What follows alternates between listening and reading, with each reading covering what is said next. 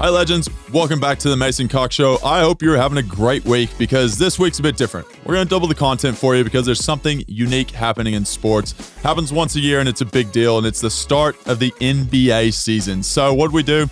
We decided to bring in someone with a bit more knowledge than us and someone who's got a bit of a, say, finger on the pulse, maybe even a hand on the pulse. His name is Phil Handy. Now, he's an assistant coach for the Los Angeles Lakers, one of the biggest teams in the world. He's coached people from Kobe Bryant to LeBron James to Anthony Davis, all these household names.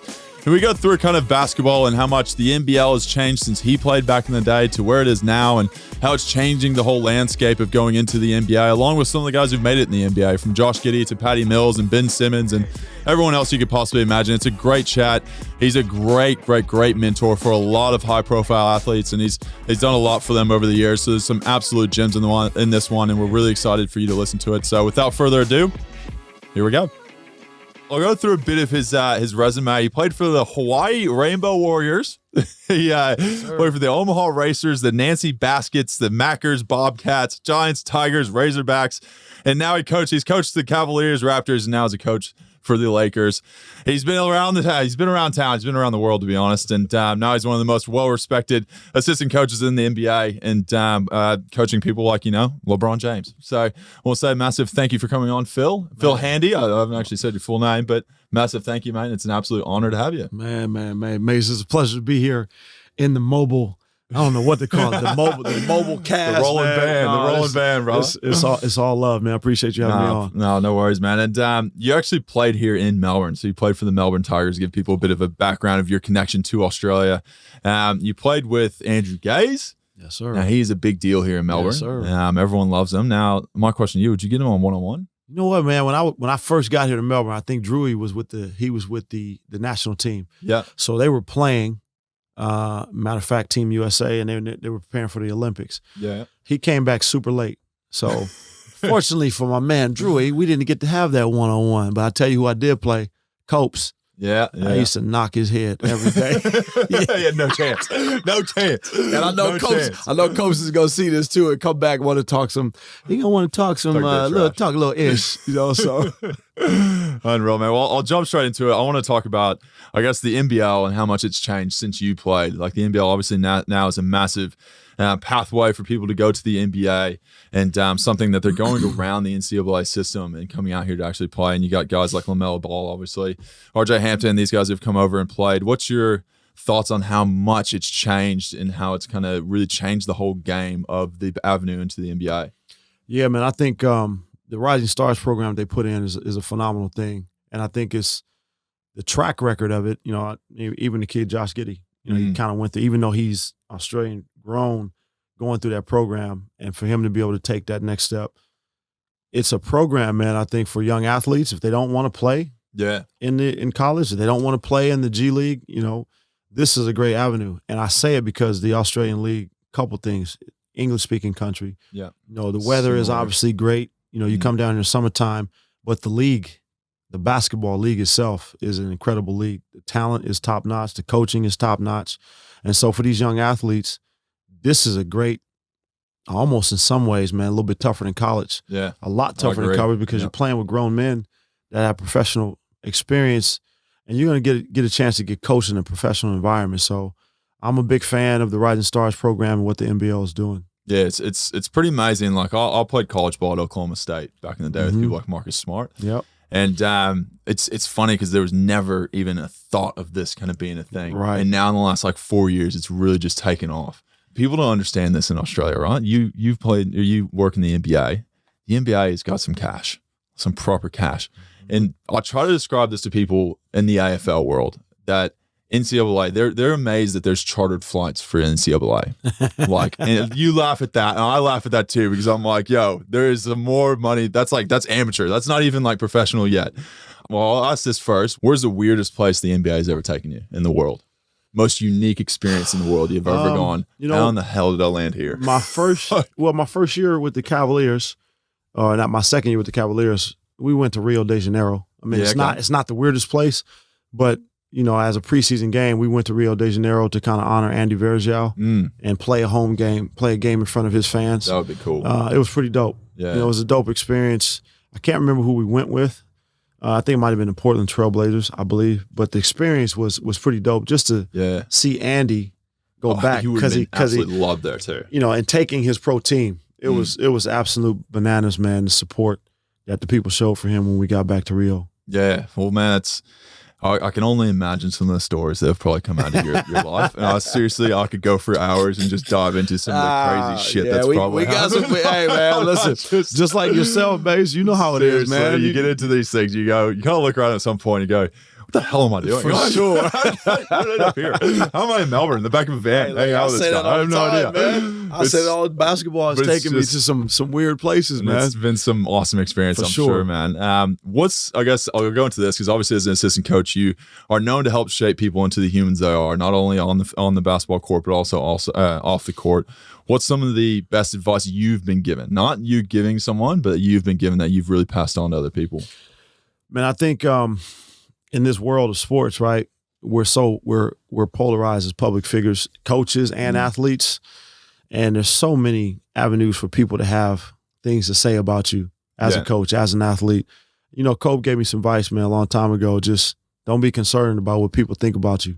Yeah. If your heart's in the right place, if your intent is in the right place and what you're doing, if you love what you're doing, stay committed to it. And I've kind of always, that's kind of stuck with me. I've had a lot of great mentors. My father was a great mentor to me, very hardworking man. But just that part of just being true to yourself as a coach, as an athlete. I think the world today is so built around image, so much of an image of, what you should be or who you should be. And I've just always tried to remain myself as a coach, stay in my lane and, do what I do best, man. And that's just try to help players improve on the floor every day. Yeah, it's interesting because I'll look at the IFL standpoint. It's very team-oriented and stuff in that sense. And then you get to the NBA and there's so much money that, one player can make a huge difference to whether or not you can win a championship. No doubt. And you get to that point where you have these, not necessarily egos, is probably not the right word because it's somewhat of a negative word, but you have these people who have such an aura and such an impact that they can have on a team. Like how do you get them to buy into this team atmosphere to help? Because there's no one person that's winning a championship. No question. How do you get them to buy into a team idea and culture to help win a championship? You did in 2020 with the Lakers, and COVID, which was a wild bubble and scenario within itself, much less to actually have to keep the team together in a very isolating environment. Well, Mace, you know how that goes, man. I think your best players are always your leaders. Yeah, right. And when your best player, like as LeBron is one of the most coachable guys I've ever been around. Yeah. And people have these myths about him. Well, he's the coach, he's the GM, he's the owner, he's making all these decisions. But man, that dude is one of the most coachable guys I've ever been around in the sense of, all right, coach, what's the game plan? What are we doing? All right, how do we execute it? And when you're leaders like that, it kind of trickles down. Yeah. When we were in the bubble, you brought up the bubble. Rajon Rondo, man, is one of the purest basketball minds I've ever been around. And those guys didn't have egos. They had a common goal of what is it going to take for us to win a championship. And they were all in line with each other. I'd do anything for every day. And it started with our coaching staff. Frank Vogel was a great leader for us.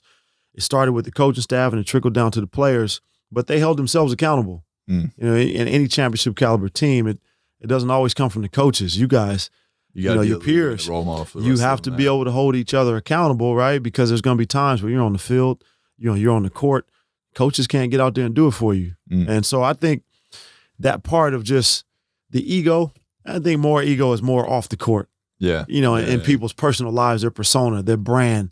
And again, I don't like to use the word ego either.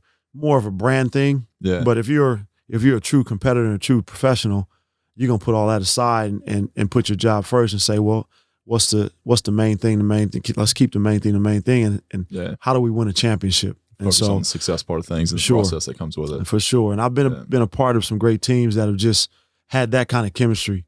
Yeah. What is it that brings that chemistry, you reckon? Is there kind of like, do you have like a guy that's the comedy guy? Yeah, you know what? You got everything. I do find this funny because teams have to have a different personality and characteristics. Man, we were in Cleveland. The teams that we had in Cleveland, Richard Jefferson and Channing Frye, are like freaking frack. Them two dudes, man, like I'm talking about comedy show all day long. And then, we had all these personalities. You had J.R. Smith. We had Iman Shumpert. We had Kyrie Irving. You had LeBron. You had Kevin Love. We had Tristan Thompson. All of these dudes are different in their own way, but you have to have guys, right? And then we had the James Jones. Yeah. You know, and James, people don't really know much about James Earl and Kendrick Perkins. Those guys were like locker room guys. You know, they were the chiefs. They didn't really play, but they were so respected as vets, you know, because they showed up every day to do their job, and they were just keeping everybody in line. Coaches, players, you know, front office, medical staff, whatever. It was you got to have those pieces, right? The comedian, you got to have the guy that's always late. You have to. It's like no matter what sport, it's the same thing. You have it, man. It's like a family, right? So true. It's the same as a family, man. You have 100%. All these different pieces, and everybody just kind of fits into their place, man. Comes the game time, and it's like, oh, we got one thing. You differ from me, but hey, we're all trying to reach the same goal. No question, man. One of the reasons you're here, Kobe, Gigi, and the involvement with female basketball. Can you tell us a bit about that?